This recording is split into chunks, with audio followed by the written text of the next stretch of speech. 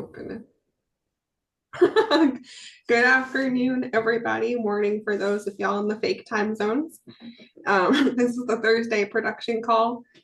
It'll be about an hour long. I got my co-hosts here, Nathan and James, and we'll go over some topics for y'all. Our humble ask is that you take notes, right? And write down don't change everything that you do, but apply at least three things to your business. And then share on band what helped you and what helped you grow and get better. Ooh, sorry. So the topic for today, climb the steps to a successful week, one step at a time. So I got myself, James, and Nathan. And what we're really going to cover is the 10 steps to the best appointment. And if you miss any of these any one step, you're gonna decrease your close rate and you're gonna fall, right? And it might fall hard, you might fall softly, but it won't be the best appointment you can run. So we're gonna equip y'all with the 10 steps here. And I apologize, I'm getting them pulled up. James, do you wanna?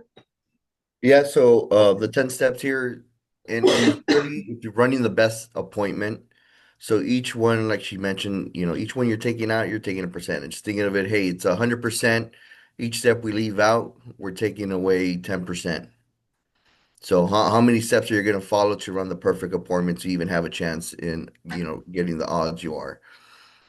First of all, the first one is, are we going to go over the first, all of them, and then go each one, or are you going to name all Yeah, of them first? we'll go over all of them. Y'all can write them down and then we'll go over each one individually. Okay. I like it. All right, so the first step one is going to be if you're not running Zoom appointments, that's 10% right there. So if you're only running phone appointments, that's 10% more, if not higher, just by running a Zoom appointment. When I was running my close rate, when I was running phone appointments, I was about a 30 to 40% close rate.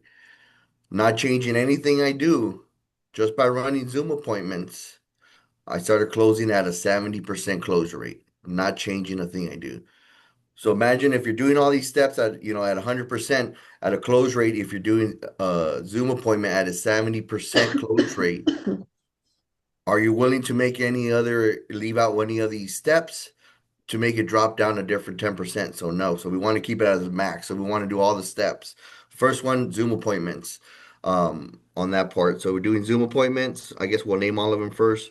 Number two, we're going to do building rapport. So step two, building rapport. And if Amber or Nate, one of y'all want to write it down, and the steps in the chat so they can do it. Step three is the other role and purpose. All right, not the one in the real script, and we'll go over that in a minute. So the other role and purpose. And the next one is the real script. Step four, the real script. Step five is doing the FIF, going over the budget. So doing the F, not the FIF reset. This is going over the financial information form, the actual form. So you're going over the actual budget. So doing the FIF is step five, doing the FIF. Step six is is the why, building the why. Are we asking the why questions, drawing the emotion? So why questions, drawing emotion, step six. What was the reason? Basically, what was the reason you know, who are they looking for to protect? Why? What's going on? So we'll go over that. Step seven is showing the options, visually showing the options, having them write it down. If you're doing it over Zoom, showing them over the PowerPoint or the slideshow, but they have to visually see it. So make sure you're telling them. We'll go over that in a minute. But visually showing options is step seven. Step eight is going to be assume the sell and calling your upline. Again, step eight, assume the sell and calling your upline. Step 9 is the lockdown. Locking down your cell. You don't want nobody else calling them. So step 9 is the lockdown. And then step 10 is the 5 R's. And we'll go over that. So step 10, the 5 R's. How do you spell rapport? Amber, put him on the chat, please. I love you, Nate. There, look. He's still on step 1. Zoom. All right. So those are the 10 steps. We'll have them right here in order again. Make sure all step 10s. But going back on step 1, like I mentioned, if you're not doing Zoom appointments, hey, not changing it. You're just gonna have a higher close rate. You're gonna build that trust because they see you visually, see your actual person. Um, I mean, I wouldn't have any funny backgrounds, use your background to your advantage too, especially if you're on Zoom. Look, I have Star Wars, so people always compliment me. People that like hunting, they see, my deer on the wall as well. Use stuff to advantage and vice versa. See anything you see on their background, use it to your advantage, and that's going to end up to the next step to building rapport. So look, building Zoom is going to help you knock out some of those steps and relate to them as well. Um, and don't give them an option too. So a lot of times, hey, do you want to do a Zoom appointment? Do you want to do that? No, we're not asking them. This is how we run our business. I mean, you're a professional, we do it over Zoom. A lot of doctors run over Zoom, so everybody's familiar with Zoom. So don't think that's an excuse. I've got an 80-plus-year-olds on Zoom, so that's not an excuse. And I walk them through it. If you don't know personally yourself, YouTube's gonna be your friend there. They'll tell you, it shows you step for step how to do it. That half the stuff I learn on my stuff, hey, I fixed my Jeep right now. Guess what I use? YouTube. Use it to your advantage. It shows you how to do everything. So make sure you take advantage of that. So run Zoom appointments, the first one. That's going to get you, I mean, whatever you're doing, that's going to bring you up to, from running phone appointments, the close rate, 30 to 40%. That's going to shoot you at least about a 60 to 70%, not changing anything you're doing.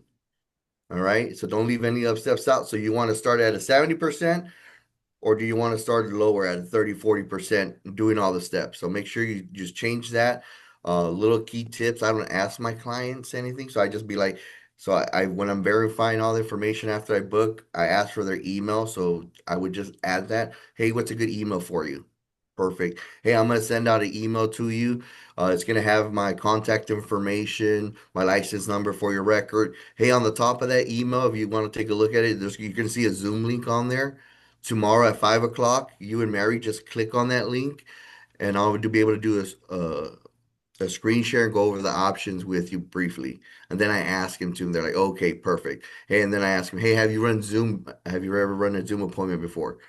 Have you been on Zoom? They go yes or no. If they say no, then I tell them, hey, that's fine. Hey, if you click on that right now, it's going to ask you, so you can be prepared. You just got to click on it. It's going to ask you to download Zoom if you're doing it from a smartphone or tablet.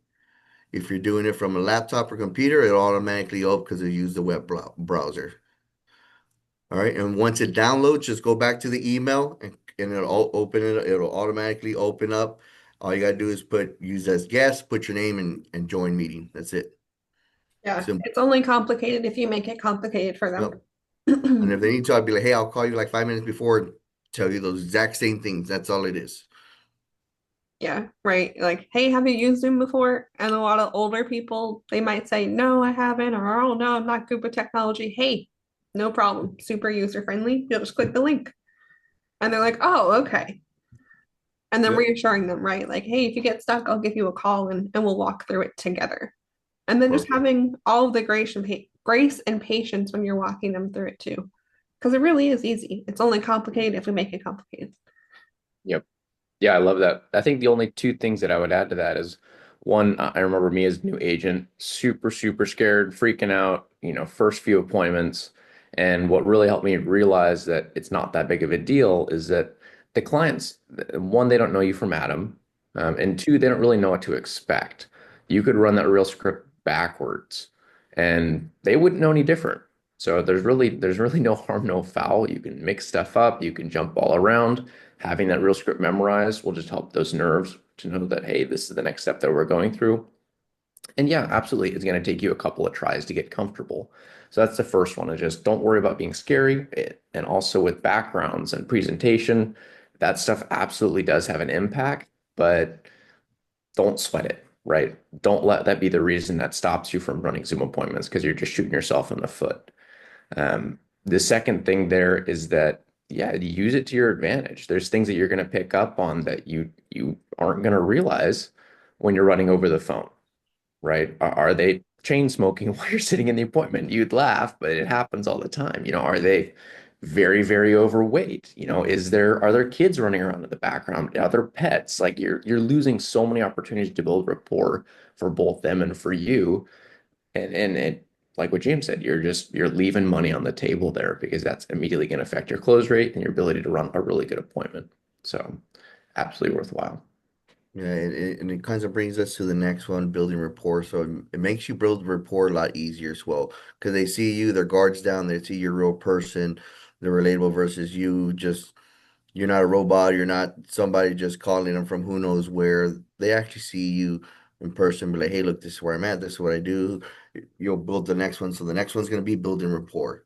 So run Zoom appointments. Step two, build rapport. Running Zoom appointments is gonna help you. You know what I mean? Like I said, look, you can see background stuff, the pets. Oh, hey, what kind of dog you have? Or kids, hey, how old are your kids? Grandkids, hi. You can tell them stuff. You're gonna build and they're gonna see those gestures as well versus you on the phone. Like, who do I hear a little kid back there? Yeah. They better not be in that toilet. You know what I mean? What's going on over there? I mean, you can't build rapport if you're doing something like that. Hey, put him on the phone. Let me say hi. Versus the Zoom, the little kid's gonna be like, hey, and you can wave back. That's gonna build a lot more rapport versus you doing the opposite. So use that to your advantage as well, and you see stuff too. Be like, hey, yo, you're awesome. You have, Elijah does this. Is a great one too. He puts like his bike in the background too. He likes to bike ride. So whatever you could do, build rapport on there. Some of the key steps of building rapport too, asking right questions to help you on your appointment, not just going, yeah, you want to talk about stuff you can relate, like, but don't go down a rabbit hole either. You should be maybe about what, 5-10 minutes Mhm. tops. When you're asking maybe 10 questions, but use quality questions. And then the main part too, don't just interrogate your client as well. Make sure you're giving deposits before you're taking away anything before. So make sure you're telling them stuff about yourself. Hey, where you from? I'm over here in Arizona, in Bullhead City, a small town, so I got you here in Las Vegas. Hey, not too far from you. You ever been to Nevada? I mean, to Laughlin? A lot of times they've been close by. So it makes me relatable too if it's close something and they know you're familiar with it. So use that to your advantage as well if it's close to you as well. Um, some asking questions, hey, where you work at, using are you retired? What you used to do before? Uh, what was your previous job? So a lot of people hop around, hey, been 2 or 3 jobs. Questions that are gonna help you during your appointment as well. They hop around jobs a lot. Yeah, you know what? Then benefits from work, insurance are not going to be beneficial to you because hey, you're hopping around every 3 years, 2 years. Hey, you only have a year here, so hey, we're not going to include any benefits you get from work because guess what? You haven't even been stable in your job for more than 5 years, so we're not going to use that. So the stuff that's going to help you, who's going to be the beneficiaries? One of the best ones too. Where's the beneficiary? Does they live there with you?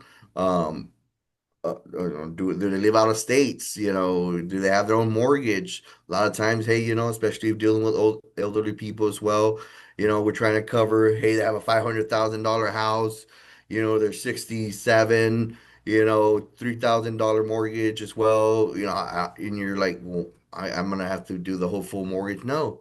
Hey, you know what? They live out of state, everything, equity protection, or even vice versa. They could be 50 years old, but if they have like a big ass mortgage, you don't need to do the full mortgage. You're listening to them. Hey, the person who's going to take it, maybe next 6 months to a year is just enough to sell the house and get the actual equity on the house because it's worth a lot more. Yeah, I think it's really important to kind of sit on the making a deposit before you withdraw, right? Because like if you're just nonstop asking them questions about yourself, they're going to get uncomfortable and their walls probably won't go down, right? Whereas if you're like, hey, what works for me is I've been here in North Carolina 12 years from New Hampshire. So I get to talk a lot about my trip going to see family and just being here in the South and, moving, right? A lot of my clients in West Virginia, whatever, I get to talk about the highway that I take to go see my family, which drives through both states. So building that rapport with them first, telling them about myself allows them to feel comfortable opening up and telling me about, hey, we've been here our whole lives. We got family that lives down the street. My kids are right next door, things like that, right? It makes us human. We're not just some business professional that comes in and like, hey, tell me all about your life, right? No, we're like, hey, let's be friends. I love that. Some people are going to be cagey on the front end, even all the way through the appointment. And right, kind of the same thing. Maybe you'll cut that a little bit short because you just don't want to be keep poking that bear, but you're absolutely able to continue to build rapport throughout that appointment. Because some folks, right, they just are super suspicious when they first jump on and they don't let those walls come down. But as long as you keep working at it and really, I think the biggest thing with rapport is just being you. Whether you're weird, whether you're wacky, however that comes across, just be you and be comfortable in your own skin. And people can tell. They can tell when you're putting on a facade. They can tell when you're just asking them the questions to try and get under their skin and figure out how to sell them that. So yeah, crack jokes, be funky, like be yourself. Absolutely. That's what resonates with folks. Yeah. And I love that, right? The cracking jokes. Because if I'm asking about if you have kids next door, I'm not going to say, okay, do you have children next door? I'm going to be more concerning, right? Like, hey, let me get to know you. Do you got kids? Like, are your kids nearby? My family's all up in New Hampshire. Do you have family nearby you? And it really makes them more comfortable, right? We're not grilling them like, hey, tell me everything about your whole life. It's a little bit weird. I wouldn't do that to somebody. Somebody started asking me random questions, be like, who are you? Why do you want to know? Yeah, and that's why it's important to give the deposit. So, I mean, you're building a friend, so it's important to try to build those much questions. And you got to do, it's like an onion. You got to go at least 2 or 3 layers in to actually find out their why and stuff as well on the questions. So first they're going to be blunt. Hey, so where you from?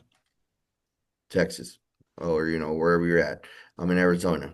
Okay, where you originally from? Well, did you just buy this house? Those first layers of questions and actually giving to. So the key point is if they're talking, then you build that trust. So how many questions can you ask until you get them to be talking as well? Not just you. So you want them to be talking about whatever you're relating to something. So it's gonna ask, at least 5 to 6 questions, maybe more, 7 questions before they even start talking and to get more comfortable. Hey, was this a new purchase on the house? You got family here. What brought you here? Work, if they moved out of state from a different one, was it work or family? Ask open-ended questions are great. That way they don't just give you a yes or no response. So making them have to talk and open them up and a few questions in, then you get them talking, that'll build in there. So it'll take about 10 minutes. Yeah, hobbies, yeah, Yeah, hey, you what do want you to do? you want to be Anything you for do. them. Ask about their family, their occupation, and recreational activities. Yeah, and you're asking about them stuff too. And then you're giving to like, hey, I got a son, he's 19 years old. You got any kids? I'm giving deposits before. So before I even tell him, ask him a question, I'm telling him, hey, I live here, I do this. Where you at? I live in Arizona, small town called Bullhead City. Are you originally from whatever, the town they said, so a lot of times you could kind of relate to, oh, you're in Washington. Hey, what brought you in Washington? You've always lived there your whole life. I mean, I used to live in Texas, I just only have about 5 years in Arizona. So they know everything about me too. So that's gonna help him too, whatever you could do to relate. So um that first part is gonna be, I think, crucial, just building rapport. And then like I said, when you're doing the Zoom as well, it's gonna help a lot too as well. It's easier to build rapport. They see, gestures you make with your hands, your face, whatever, versus you just trying to do that over the phone. It's gonna be 10 times easier. And that's what it helps on that part. So make sure you are just running uh Zoom appointments and then just building a report. So if you're not doing that, make sure you start asking questions, building before you even talk about anything about business. You know what I mean? So make sure you do that. Awesome. Let's jump to the other RMP. Amber, do you want to go over this one? Yeah, I'm gonna share my screen too. That way we can look at it together. Okay, so this is the other role and purpose, right? The one in the real script we still read, but we read this one after we've built rapport and we're about to get into the appointment, right? So we've built rapport for about 5 to 10 minutes, and then a good pivot is like, hey, I don't want to take up too much of your afternoon, evening. So I'll kind of go over my role and purpose for today for this appointment. Is I'm trying to get you the most amount of coverage for the least amount of premium. How I do that today is I get to work with about 30 different insurance companies to shop around for you. So I do all the work. What I need from you today is I'm going to verify all your health info. I'm going to verify your budget a little bit. We'll put some options with an S together that I normally see families do. I'll let you pick a few of those or a couple of those, whichever ones make sense and fit the budget for you. We'll go ahead and fill out the applications today. They usually take a day or two to get approved by the insurance company. Once they are approved, they will draft out of your account, and in about a week and a half, they'll mail the policy to you. Does that sound good? And we'll share this on Band too, so y'all don't have to write it down. Feel free to take a screenshot of it though. The whole mentality behind this is that we want to make sure we're establishing exactly what we're doing with the client, right? We don't want to keep them hostage. We don't want to kidnap them. We're letting them know, hey, this is what we're about to do. Does that sound good? Like, this is our game plan. Are you in? And when they say yes, you have permission to do your job, right? If they give you any pushback on the budget or anything like that, hey, just let them know and don't be afraid to let them know, right? Hey, I just got to make sure I do my job for you and see if this is a good fit. This is what we have to do today. And then just recap it and say, does that sound good? If they give you any kind of pushback, that's your chance to let them go. And in that instance, you spent 10, maybe 15 minutes with them instead of a full hour. So you saved yourself some time with somebody who didn't want your help anyway. Yep. But 9 times out of 10, they're going to say, yes, that sounds good because of how many yeses led up to them showing up for the appointment. They're there, they're intentional, they're there to get coverage. I love that. And that is realizing too the path of the client that comes in, right? They just bought a home, they're flooded with letters, they got something in the mail. Some leads, especially MIAs, they have a pretty good idea of what it is, but most of the other types of leads, they're still a little fuzzy. They're not quite sure. They just got the phone call, they set it up, they got their information. So this is really just kind of slows everything down. And like what Amber said, you're not kidnapping them. So making sure that they know, hey, this is the process that we're going through. We do have a system here. This isn't just some salesperson trying to spam you and throw money at the wall. Like this is an absolute real appointment. And James, I think I cut you off there, so I'm gonna let you go next because I lost my train of thought. No, and it's very important. Just you're setting the stage of what the client's going to expect. So, be like, hey, we're going to do this. This is the steps we're going to do, and then you do them. So they're not surprised. So we like to say we don't like to kidnap the client. All right, so they're not surprised. Hey, we're going to write applications today. We're telling them, hey, we're going to write applications today. Okay. Hey, we're going to get your banking information. So you're getting all out of the way and you're getting the okay. Hey, we're going to ask questions on your budget, on your health questions. We're going to ask you this. So that you're getting the okay for so many things before you set the foundation. I mean, before you actually go into the actual role and purpose. So this was crucial, and this will kind of gauge you too of where the kind of the client is. If you need to build more rapport, you got to do, uh, or like Amber said, maybe they're not even interested. Oh no, I just wanted numbers. I'm not going to do all this. But hey, all right, go quote. Save you 30, 20 minutes. You know what I mean?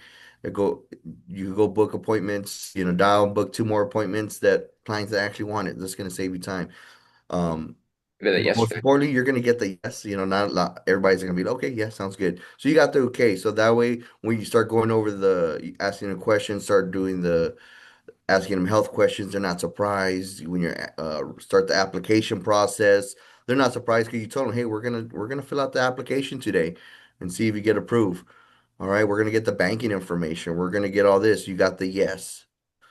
So this is gonna help you. So if you're getting a lot of think about it, or oh, hey, I thought we were just getting quotes. You never tell me we're gonna be applying. If you're getting stuff like that when you're running appointments, this is gonna resolve all that. Okay. You're getting a lot of think about it. Hey, I just thought we were gonna go get some quotes. I need time to think. No, we're gonna apply and see this. This is a fit for you.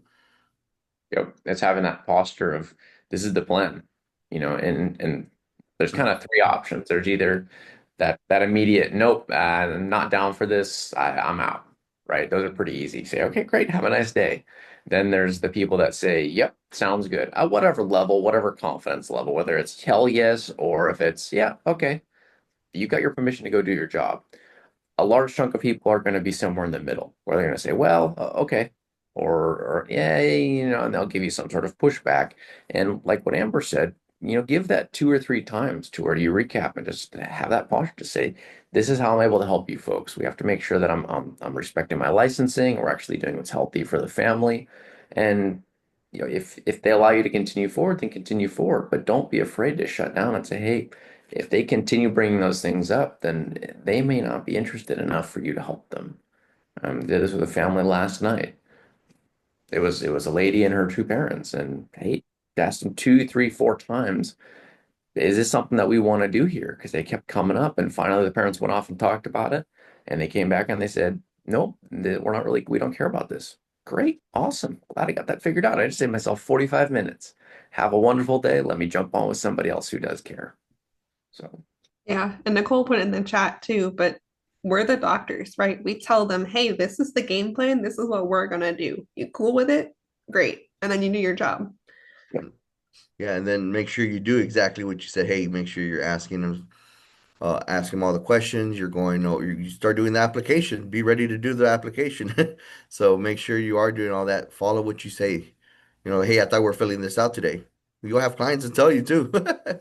Yeah. So make sure you do what you say, so that way they're not surprised. They get everything. A lot of times I've had it too, where hey, off the back, yeah, we're gonna need banking info. We're gonna get the banking information, and then we'll get you set up. We're like, hold on, let me get my banking information. Sometimes Yeah. I Or, do oh, it let me right go grab my before. checkbook real quick. Great. Go ahead. Yeah. When they say that, you're gonna be like, oh, perfect. Let's just find something in your budget now. Yeah. It's gonna help you a lot. So it's gonna give you that posture and then just do it. So don't kidnap the client. So make sure we'll post it on there, the role and purpose. This is the other role and purpose. So it's not on any forms on that. So if you didn't take a screenshot, didn't copy it, we'll put it on band. So make sure you pick it up and apply it to that. Yeah, you'll see it's gonna change. It'll help you on a lot of think about it. Say, I thought we are just getting quotes. So it's going to resolve a lot of issues because you're letting them know, hey, we're filling out an application right there, then, and you're getting the okay before you move forward. So if you don't Yeah. get it okay before, like, does that sound okay? Does that make sense to you? Does that sound okay to you? If you don't get it okay, don't move forward. Resolve what you do. Like, hey, well, I'm gonna need time to think about it. Hey, you're gonna have time to think about it at the end. We'll show you all the stuff like that. Hey, we're gonna do that. We're gonna make sure. Well, I want to make sure it fits your budget. Hey, we're gonna go over your budget. So it's resolving all those issues that they said. We're gonna go over your budget. Check. That way, they're surprised. Hey, why are you asking me all these budget questions? Hey, I'm gonna ask you some health questions. Well, why do you need to know that? So, so it's checking off those and you're getting the okay so, hey, I'm gonna ask you health questions. I'm going over your budget. We're gonna need banking information. We're gonna do an application. Okay? Okay. Boom. You got the green light. So now it's your job to do it. So just Yeah. make sure you do it. Supply it. Now it's your job to pivot into the real script. I'll let you cover that. And everything else. Take away this. So with the real script, everything is in here, right? So you got their permission after you did the other role and purpose. Great. Now we get to go in the real script. We get to explain what mortgage protection is. That way they're not confused. It's not their homeowner's insurance. It's not the PMI. It's not the home warranty. This is the protection. If they, God forbid, they were to get critically ill or pass, Make sure their family doesn't lose the home to the bank. So we get to go over that. We get to go and again explain our role and purpose. Explain to them that we're going to get applications and submit them to the insurance carrier. We're going to verify their health info. We're going to look over their financial information and go through everything here, right? So we'll cover the FIF here in a bit, but reading this, and if you're new, read it word for word. Don't leave any parts out. Don't, leave sections out if you're not comfortable saying it, right? Like the script is built to be the script for a reason. There's jokes in there. There's statements of, hey, I'm going to ask you some financial questions. Some of them might be uncomfortable for me to ask, but not doing it to be nosy, doing it to make sure that you have a need. That makes the client feel comfortable, right? Because we already got their permission to go over the FIF, but now we're letting them know, hey, I get it. Talking about money's difficult. It's uncomfortable. Not everybody likes to do it, but I'm just here to do my job. I'm not here to, be nosy. I just want to make sure that y'all have a need. Yep. This is your, what is it, 8 pages to 6 figures is what we say. You can read this word for word, day in, day out, and you should. Hopefully this isn't the first time that you all are seeing this because, well, then you have an amazing opportunity to take up on if it is the first time you're seeing it. There is so much psychology and emotional labor that is packed into the script. Even to this day, I have this pulled up as I run through appointments, so I can just go back and make sure I'm staying on course. Just go and check and touch. Cool, got that. Check on the next one. If you're on Zoom, as you should be, you can either have it printed out, or you can have it on another screen, or you can swap between windows. But sometimes I'm just reading it line for line as they're looking at me on Zoom. The other thing you can do is, hey, if you're afraid of them feeling like you're reading off of a script, say, hey guys, I've just got this compliance script I have here. I just need to kind of refer back to this to make sure that I'm doing my job correctly for you folks. And then read it in front of them. That's all you have to do. It's not that hard. So leverage this. If you take one thing away from this entire hour-long call, use a real script. That is your life. And memorize it too, right? And how we memorize it is repetition. I have it memorized. I still keep it up for every appointment because we can get, sidetracked in conversation and we're building rapport through the whole appointment and I got to get back on track. Okay, great. This is where we left off and just move through the next thing. So I would say I don't ever not use it. I always either have it up and I'm scrolling through. I know it and I know my cadence, my flow. So I'm able to just talk with the client, but have it there to reference. Like Nathan said, print it out or have it on a different screen if you have Zoom on this one. And just have it there so the client feels connected to you and you still feel comfortable. Because I don't know about y'all, when I ran my first, I would say, couple dozen appointments, I was terrified. Yep. I had no idea what I was doing. But the script helped because I knew if I read it word for word, I would eventually figure it out and I would eventually help some families. It means you're doing a great job. That's all there is to it. So enough said. Well, we're at 35 minutes. Let's keep cruising. Yeah. So in the real script, we got the FIF. So it stands for Financial Information Form. This is where we break down their budget. It breaks down everything for their budget. And a tool that's really helpful, I'll pull it up for y'all, is in HQ. I'll show y'all exactly where to go to find it. I think it's called the FIF form. So if you're in HQ, you'll go here to Sales Tools, FIF and Resets. Scroll down to Financial Information Form, View FIF, and you can pull up your client. Takes a second. It does. Maybe it does it beforehand. Well, listen. I'm just going to pick a random person. So you can pull up their client, has their address, everything. I recommend having the mortgage information, the loan amount already in there because we already got it when we booked the appointment.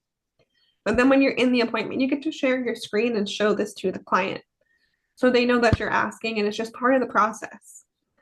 So you get to show them, okay, great, I got your mortgage there. It's a 30-year term. It's 250,000, and y'all pay about 1,900 a month on that. Great. Is any of that overpayment? No. Okay. Now monthly expenses, and what I always do is I just start at the top of the list. Great. Do you have any car payments? Yes, it's $600 a month. Great. Just keep going down the list. Utilities. And they might not know what their total utilities are, right? So don't be afraid to use your calculator, but get their internet cable, Or you can do, electricity, yeah. water, trash, sewer. And you could do multiple of them. Just if you want to do one each line, you could do utilities more Yeah. than once. Hey, water, electric, gas, whatever. Or Love it you all. could add them all together, total, however you want to do it.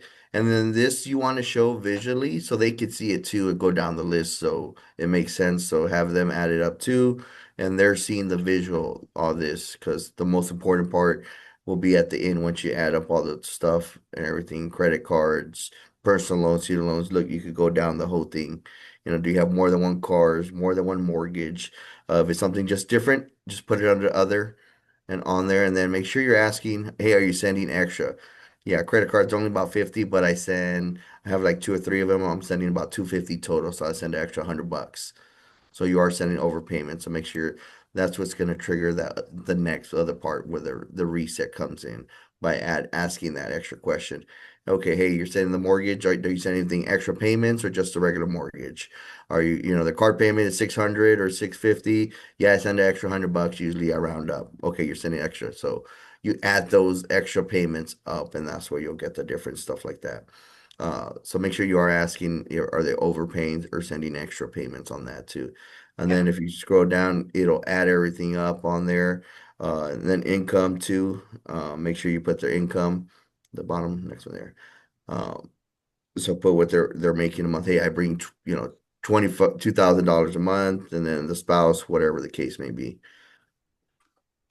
Or they get two sources of income. Hey, I get something, from Social Securities, and then I'm working part-time. I get extra, whatever the case may be. Make sure you put all the income, it adds it up, does it for you, expenses, and then you could let the client know, check it out, look what we're doing here. Boom. Hey, Yeah. And with this too, see the right, the visual. additional assets are really important. Ask them, do you have a 401k, an IRA, pension? What do you have in your Savings. savings account? And then asking them, are they contributing to it or not? Hey, do you have a 401k from a previous job? A lot of times, if they've, switch jobs, they might have a 401k. Make sure you're finding that out. Yeah, I used to did this for like 10 years and I just wanted a career change, so I just started something different. You'll be surprised how many people you see that. So I'm just doing something part-time now. So they have a 401k and stuff. So that's where you do the FIF reset. So make sure you're asking those questions, asking, any pensions, any Roths they're contributing to, any other assets too as well. And then this is going to get you the form. So, hey, we know your budget. Hey, does that make sense? Looks like we have about 3,000 left over. Is that about right? Total expense of 3,900, 3,000 left over. Did we miss any other bills? And I keep asking until they say yes, that's where I'm at. Well, hey, I do have child support or something. Hey, or I do have a student loan, whatever the case may be. Make sure, okay, go back and figure out, okay, another 500 or $200 there. Does this look now? We have 2,500. Make sure to be like, okay, yeah, that's about how much I have left. Yeah. Yeah. And the reason that this is also important is this is where you're the doctor, right? Does a doctor you're not going to be a good doctor if you just throw medication at people. You have to sit down with them, diagnose them, see what their situation is, and this is the diagnosis for our job. This is where we decide, is there a need here? Maybe the folks don't even need this, and you can tell them that. A lot of folks, actually, a lot of people still get the coverage because you tell them that, hey, this is more of a luxury thing for you guys. I'm still happy to help you with it. Do we want to look at some options? Yeah. And they'll get it because people who have insurance believe in insurance. Um, you also may find that there's a huge need. Man, James, it looks like the kids and, they're going to be out on the street if something happens to them. Well, Yeah. well, yeah, With it does. that, Nate, it's really powerful to visually show them, right? So say this It, is one of the spouse's income. yep. And it'll show. And you're not just diagnosing them, you're also walking them along through that emotional process. So exactly what you said, Amber, they can see that differential if there is one. And that's where you start to really build that emotion and get into our next point here is what's the why? Yeah, and they'll see the visual, be like, hey, does any income roll over to them if you were to pass away? And they're like, no. Okay, so if we take away year 2000 or whatever it was, looks like we don't cover, we don't even have enough to cover the months. Do we have a lot in the bank and savings that I missed or anything?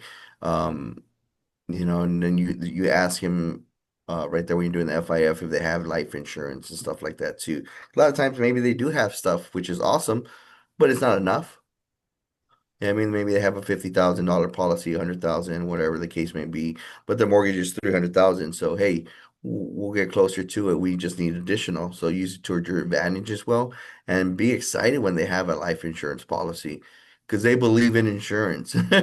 Yeah. So, so a lot of times we don't have it. The 90% of the households don't have enough to cover all the expenses as well. So they need more coverage. All right. It's rare if you see the one or two people that I have $1 million. You mean? But even then, like they were just curious still too. If they didn't want the $1 million to go towards uh the whole mortgage because maybe they have a six, $700,000 house. Hey, guess what? That's gonna eat up a big chunk of it. And then they're left with 300,000. And Yeah. expenses are that maybe they have 2 or 3 years of expenses. So The wife doesn't work. So maybe they wanted the $1 million to go that, and they wanted a separate policy for the whole. So make sure you name it. So that will, hey, the $1 million was for income replacement when they got it. Boom, and you put that on there. Okay, exactly. and you know what? Maybe check the expiration because a lot of times they only have people only put a 15, 20 years, uh, because they want to keep costs down. So other insurance people only put smaller amounts as well, even though they're younger. That a lot of people don't put the 30 years because they want to keep costs down. You'll be surprised to see that too as well. Be like, hey, when did you have it? Oh, I got it about 10 years ago. It was a 20-year policy. Well, guess what? It's going to run out in 10 years. Let's just renew it now and save you money because in 20 years you're going to be if you're 50, you're going to be 70. Good luck trying to get another $1 million policy with no health issues. Let's get you now where you're healthy, replace it, lock it in for another 20, 30 years and get you set it and forget it kind of thing. So make sure you're asking those questions too as well. I love Yeah. it. And that ties greatly into the next one, the why questions and drawing out the emotion. Yeah. You get to ask them those tough questions, right? Like, hey, what's in place that would, I'm trying to scroll to find them, but what's in place that would help so, right? Hey, James, what's in place that would help Nathan stay in the home if something were to happen to you? And then be quiet, let them answer. In the real script, right? So this is page 5. A lot of these quality questions will help take out that emotion for you, right? So the ones I really like to focus on is, would you want to stay in the home if something were to happen to your spouse? Could you stay in the home? Like, what would have to happen in order for you to do that? Would you have to go back to work? Would you have to have someone move in with you? Um, and then if it's, say their kid, like say it's a single person and their kids are going to be the beneficiary. What would your kids do with the home? Would they sell it? Would they move into it? Would they use it as a rental property? Allow them to answer. And then when they do, my next thing is always tell me more. I love that. And this is actually a question that I have that I'd like to hear you guys' opinion on. You're going to get a range of responses there, right? You're going to get the people who are just, oh my gosh, you're so right. Wow, this is heavy stuff. I don't like this picture at all. You're going to get people that are like, yeah, it looks like it'd be pretty tough. But our point here isn't trying to back them into a corner and make them feel like they're paralyzed and you're trying to force them into something and strong arm them into getting a policy. And if you're not careful, you can make these questions feel that way. So how do you guys handle that range of responses? I mean, the easiest are obviously going to be the folks that are just like, "Oh, wow, this is crazy. Thank you so much for going over this with us. We had really never really done this."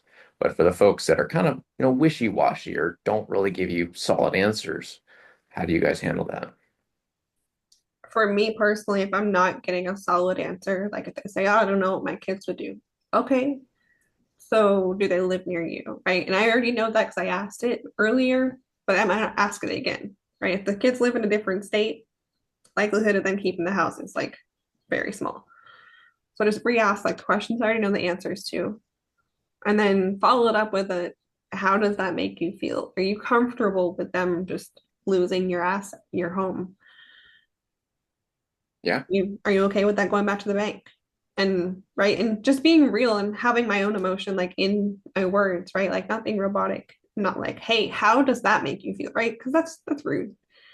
But genuinely, like, how does that make you feel? Like I'm concerned because I can see their situation and they can see their situation. Hey, do you feel okay with that? Like genuinely. Yeah. James, what do you typically do? Yeah, I mean, I like to ask him, hey, let's say we don't put anything in place and something happens to you tomorrow. What does that look like for your wife? You know, what would you do? Like, and let them talk. Like, hey, what does that look like? What will happen? You know, what I mean, we only have like 5,000 in the bank. You know, they're not going to roll over. We don't have any pensions, nothing in place. How long can Mary stay in the house if we don't put this in place? Paint that realistic picture for them, and then let them answer. So a lot of times we want to answer for them. Yeah. Wait to get there, and make sure you're getting involved too as well. So ask Mary, hey, what would you do, Mary? You know, say he passes away tomorrow. What are we gonna do? Yeah. And I get them love that. involved and then be quiet. Exactly. I think that's something that I took away just now from what you guys both said, is just allowing them that space to talk, because this is where that emotion happens. This is where that why comes out, where you talk a little bit slower. You give them a little bit more time to respond. Yeah, For me, it's very easy for me to ask a couple of questions in a row and expect them to answer all of them, but you gotta kind of pull yourself back and just let them speak and give them that space and that silence. yeah. So, This is where you really got to paint the picture because man, we don't have an actual product that we're selling. Like, hey, we don't have a 50-inch screen or, you know, 70, 80-inch screen TV. They could look like every time that they'll see daily when they see the payment come out. So it's not a physical object they're seeing. It's a peace of mind. So you want to build this picture and be like, hey, every time they take out the $150 every month, this bring me a peace of mind. Hey, I know my son, my wife's taken care of. If something happens to me tomorrow, they're gonna be okay because I have nothing in place.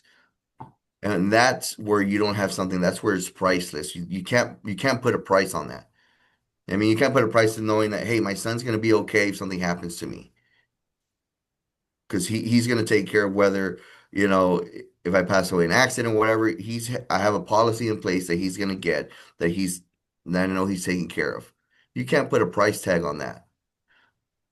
And then I know somebody else put some stuff in the, you know, joking around that you get clients, well, I don't care about my kids. I don't care about this stuff. Well, guess what? You mean that's not for them. You know what I mean? Yeah. Then I mean, make sure when you're asking when you're booking the appointment, I like to ask who's a beneficiary. Like, I don't care who gets the house. I'm not booking it. So this is maybe not for you. We don't care if, you know, you lose the house and lose it to the bank. Well, no, I wanted to get my kids. Okay, well, you know what I mean? Sometimes they say joking around, which is fine. But if they're serious and they say, hey, you know what? I've gone to those clients too. Don't get me wrong. Or when I'm booking the appointment, they say, hey, you know what? I don't care what happens to my house. Okay, hey, you know what? This isn't for you. Hey, we have some other products too that have maybe living benefits that'll benefit you. Yes or no? And then move on. Don't book those appointments. They're not real appointments just because you don't have appointments. A lot of yep. times you just want to chit chat. And that's what they're doing to you. So don't book those appointments. There's no need. Hey, move on. You got to be your professional. Don't waste your time on that. And wait till, hey, you're 20, 30 minutes in. And then, you know what? Hey, you know, I don't care who gets the house. All right. Hey, you know what? And if it does happen, you know what? Maybe this isn't for you. I cut it right there. Yep. Why You are we want even here then? options, James? Because I think you've got a pretty good process for that. Yeah, switching into number 7, right? We've drawn out the why. Now we're gonna visually show them the options. James is really good at that. You use the slideshow. Can you share your screen, James? Yeah. Hold on. I'm not the best tech person here. I'm not the best tech person, but hey, I get it done. I All have right. faith. While he's pulling it up, right? The reason we want to visually show them is so that they can see it in plain terms, right? Like we're saying mortgage protection, and at this point, they're like, okay, like what's going on? Like, what do we have here? Yes, I like to show them this one. So this is showing them a visual. It's good. So if you're using the slide, this is what I just used. All I did was just create a little space here too. So you use it however you want. I mean, nothing fancy. Don't put any insurance lingo. Don't put living promise, term life express, whatever. This is our accidental mortgage protection plan. I show them two options, round to the nearest hundred, and then I go with the mortgage, and I'm giving showing them three. Yeah, and the important part here on these slides is we only put the dollar sign in front of the face amount of the policy. So Yep. it's the dollar sign in front of the 300,000, not in front of the 4817. Yeah, and then I show the full mortgage and then partial, about half and then partial. So 200, 300, three options. And you always want to try to get something within our national rate, which is about $80. Something in Yep. the $80 mark as well. You want one of them to be on there or go by the 10% rule of what their house is if Yeah. it's a Perfect. lot larger. But if Yep. And not, you want to show something in here because that's most likely what they're going to do. and by Um, the 10% rule, we mean they're usually comfortable with a payment for the protection. That's 10% of what their monthly mortgage is. Exactly. Right. And James, this is it. Some people find that they like to use slideshows. Some folks do it. You can kind of find your own way. This is really solid. I really like what you do here. For me, I usually have them write it down.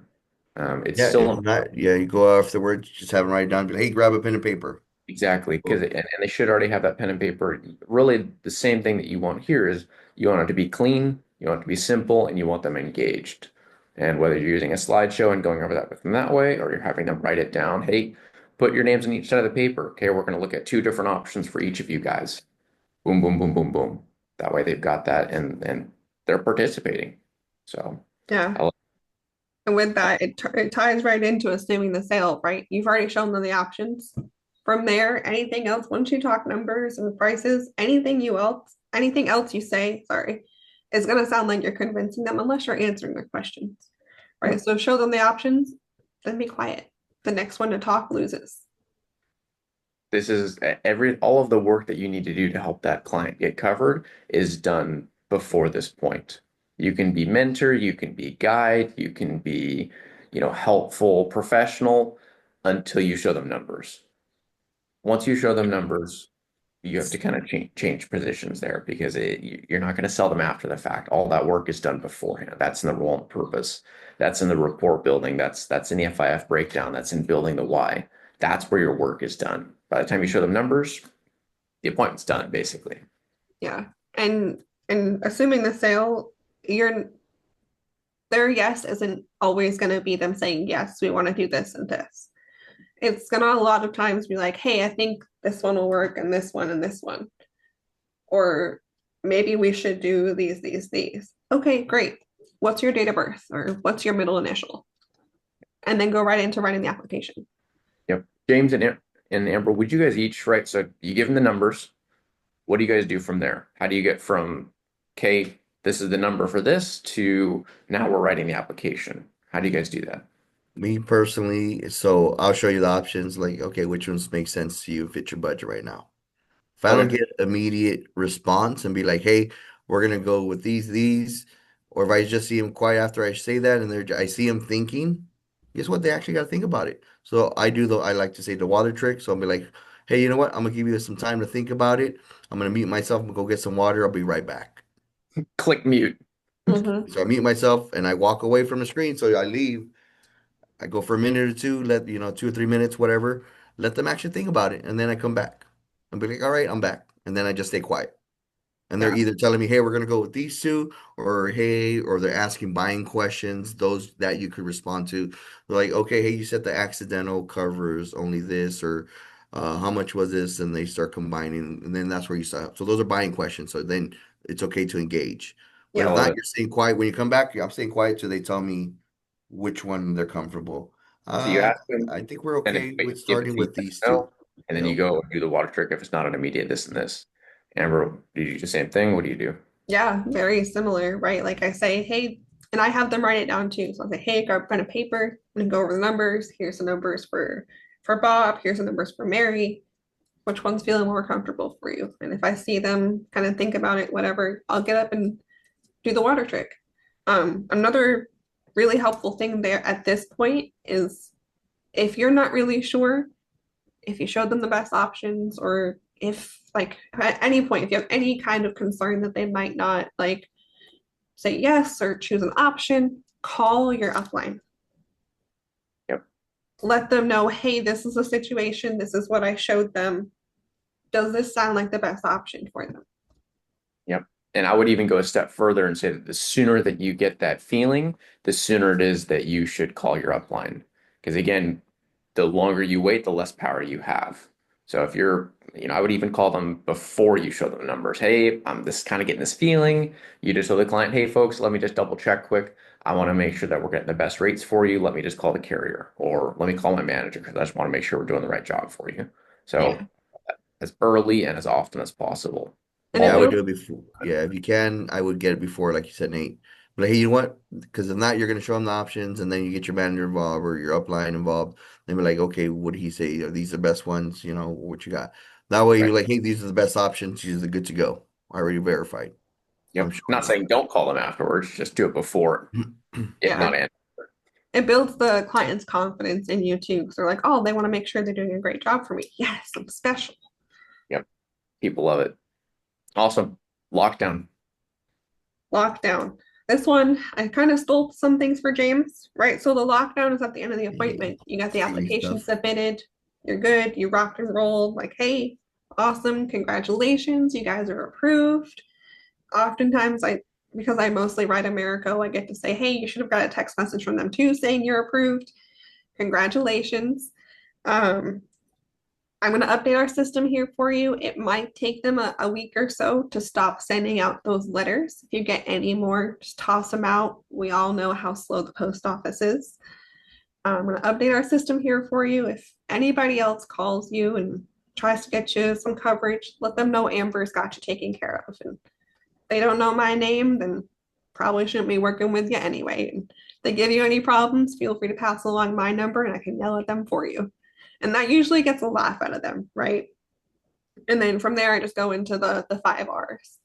So that's kind of what my lockdown sounds like. Nate, James, do y'all want to go over yours? Well, you just stole mine, really. Basically the same thing we all use, so I'd say let's leave it at that. Yeah, keep it simple. Lock it down. Let them know if anybody else asks. Make sure you lock down that way because other people will call. Remember, we're not the only ones that do this. And then Yep. let them know, hey, you get any more those postcards in the mail? Go ahead and toss them. Don't respond to them. You're already good. I'll update on my end. So make sure you say those things.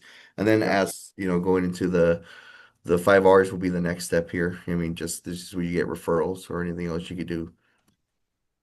Yeah, so the 5 R's, if y'all want to write these down, it's referrals, resets, replacement, rugrats, and recruit.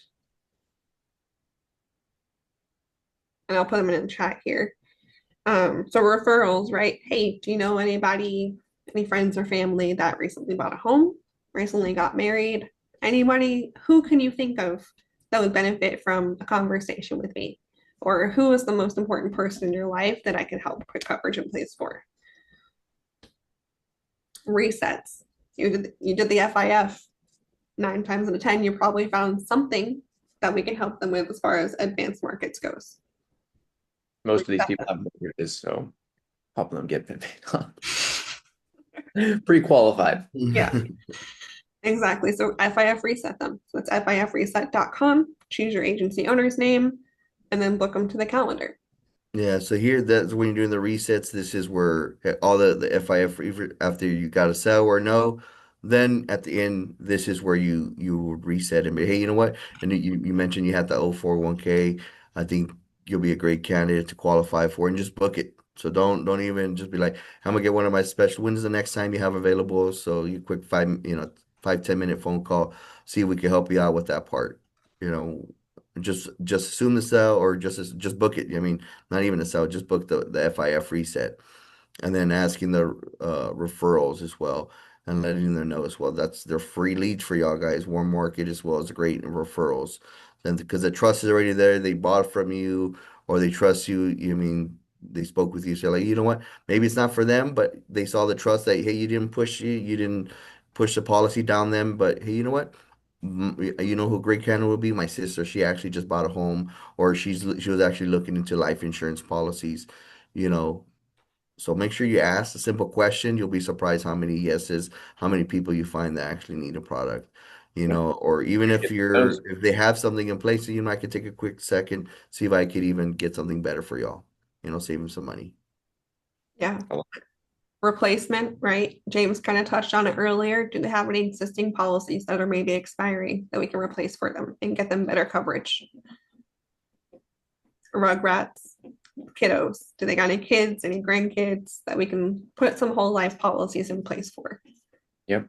As well as that's also an FIF right there, because that's college funds, that's long-term investments, setting up for retirement, benefits, all that stuff. So it's also Rugrats.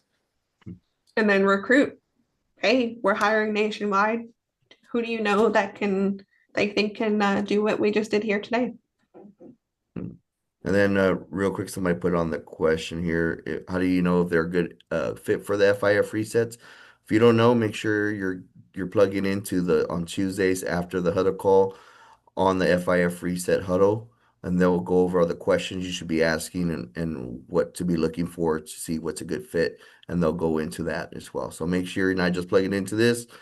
I would be plugging into you get comfortable. If you're not resetting at least 5 a week, you know, then you should be on every Tuesday in the FIF reset, you know, getting good questions, what to look for, what to ask for.